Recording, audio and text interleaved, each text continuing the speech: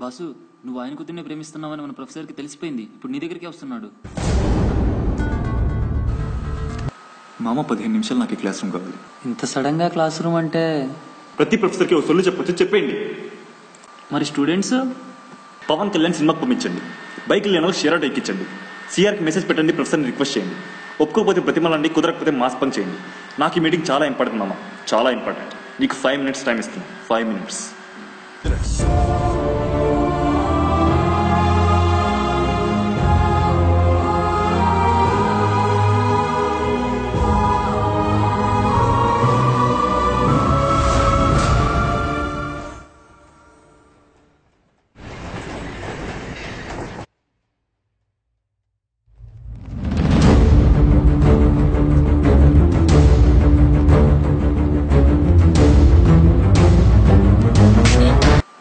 Class topper కావాలరా నీకు? హే, నువ్వు యూతలు రావే రా. క్లాస్ లో ఫస్ట్ బెంచ్ కి లాస్ట్ బెంచ్ కి ఉన్న దూరం ఎవ్వరూ తగ్గించలేరు. జస్ట్ పాస్ గాడితో లవ్ లో పడ్డానికి సిగ్గులేదటే నీకు? అది నా కూతుర్రా. ఇప్పుడు నా గర్ల్ ఫ్రెండ్ సార్. నాకే ఎదురు సమాధానాలు చెప్తావురా నువ్వు? ఫెయిల్ చేస్తారా నిన్ను? ఫెయిల్ చేస్తా.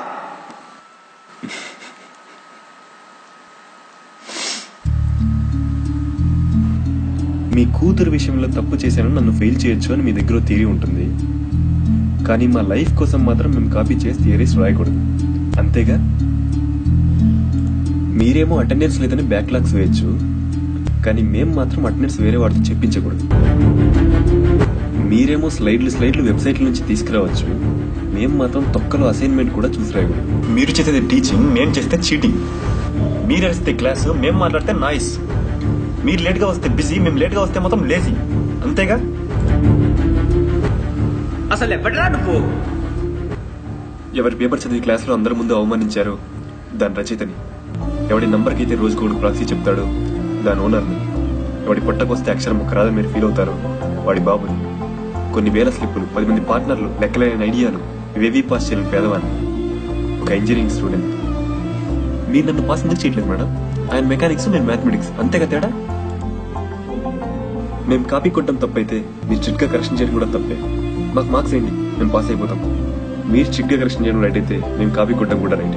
మమ్మల్ని వదిలేయండి, మేము స్లిప్ పెట్టుకుంటాం. ఇదంతా నేను చెప్తుంది ఊరికే పాస్ చేయమని కాదు మేడం, ఇన్విజిలేషన్ కరెక్షన్ లూజ్గా చేయమని మాత్రమే మా ఉద్దేశం. ఆ కరెక్షన్ ఖరీదు మేము ఫెయిల్ అవటం అయితే ఆ ఇన్విజిలేషన్ ఖరీదు ట్రై కూడా చేయలేకపోవడం. మేడం ఆ రోజు నాతో ఎగ్జామ్లో కూడా మాట్లాడుతుంటే వాడిని వేరే బెంచ్లో వేశారు.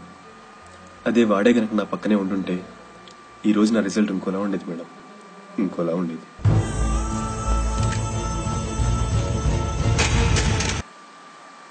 ఇంటిగ్రేట్ చేయలేదని మీరు నన్ను ఫెయిల్ చేశారు. కోఆపరేట్ చేయడం నేనేం చేయాలి మేడం? కోఆపరేట్ చేసే ఒక్కడు ఎందుకు వెళ్ళిపోయాడు? మీ వల్ల కదా. మరి మిమ్మల్ని ఏమనాలి, వాడిని ఏమనాలి? కానీ నేనేమలా అనట్లేదే. ఇప్పటికీ వాడి కోసమే ప్లేస్ ఆపుతున్నాను, వాడి నోట్స్ జిరాక్స్ తీస్తున్నాను, మీరు పెట్టే సప్లీలే రాస్తున్నాను. ఈ ఒక్కసారి కొన్ని గ్రేస్ మార్క్స్ వేసి పాస్ చేయలేరా మేడం? కరెక్షన్ చేసేటప్పుడు ప్రతి ప్రొఫెసర్కి 2 ఆలోచనలు రావచ్చు. ఒకటి, ఈ మాత్రమైనా కష్టపడి రాసుంటాడులే అని. 2, ఇది కూడా కాపీ చేసి ఉంటాడులే. మేము మొదటిది ఎక్స్పెక్ట్ చేస్తాం, మీరు రెండో దానికి ఫిక్స్ అయ్యారు. ఒక్కసారి అలా కూడా ఆలోచన చూడండి మేడం, ఒక్కసారి.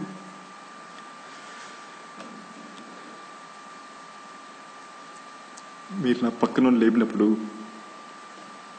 ఆన్సర్ ఏంటో తెలీదు, ఎవరిని అడగాలో అర్థం కాదు, చాలా కోపంగా ఉండేది మేడం.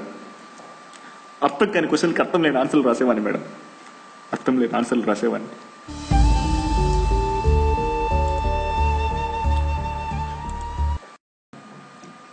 మంచి టీచర్ అంటే మంచిగా టీచ్ చేయడం కాదు మేడం, 40 మార్కులు వేయడం, 4గురిని పాస్ చేయడం.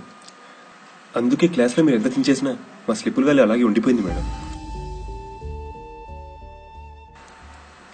ఇప్పటికీ సెకండ్ ఇయర్లో సబ్జెక్టు, ఈ సెమ్లో వైవా, ఇంటర్నల్స్ 10 మార్కులు మీ చేతుల్లోనే ఉన్నాయి మేడం. మీరంటే మాకు భయం మేడం. మీరొక్కసారి అనండి, కష్టపడకుండా కాపీ చేస్తాం. ఎప్పుడో 3rd సెమ్లో ఉన్న సబ్జెక్ట్కి 2 సంవత్సరాలుగా ఎగ్జామ్ రాస్తూనే ఉన్నాం మేడం, ఎగ్జామ్ రాస్తూనే ఉన్నాం. ఇంకా మా వల్ల కాదు మేడం, మా వల్ల కాదు. కుదిరితే కరుణించండి, లేకపోతే కూడా కరుణించండి. కానీ ఇది ఒక్క సబ్జెక్ట్ పాస్ చేయండి మేడం, దయచేసి పాస్ చేయండి, దయచేసి పాస్ చేయండి.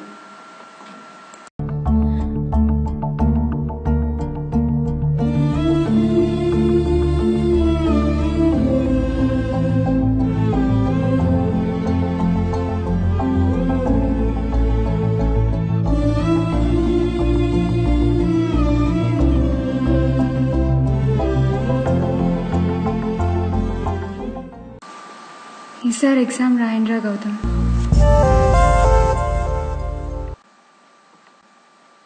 ఒక్కసారి మీలాంటి వాళ్ళని పాస్ చేయాలని ఉంది.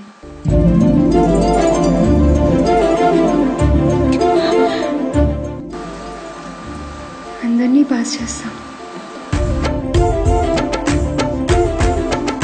వాడు ఒక్కడే పాస్ అవటం కాదురా, అందరిని పాస్ చేయించేవాడే గొప్పోడు.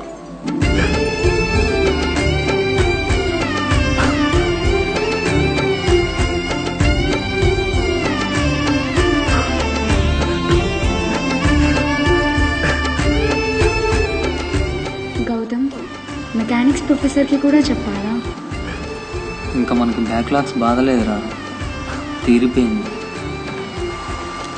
మిస్టర్ శేఖర్, మీరు కూడా కరుణించండి, పాపం పాస్ చేయండి.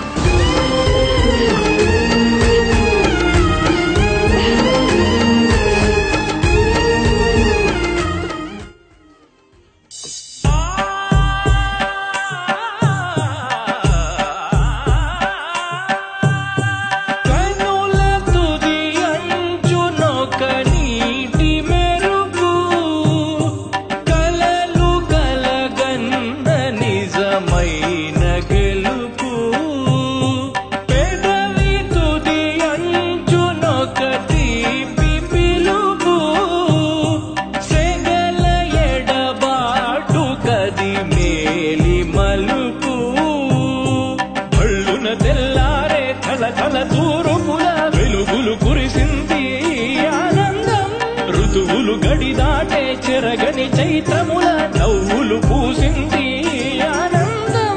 జీవన మాధురిగా మమతలు చిలికెను మనసను మధువనం.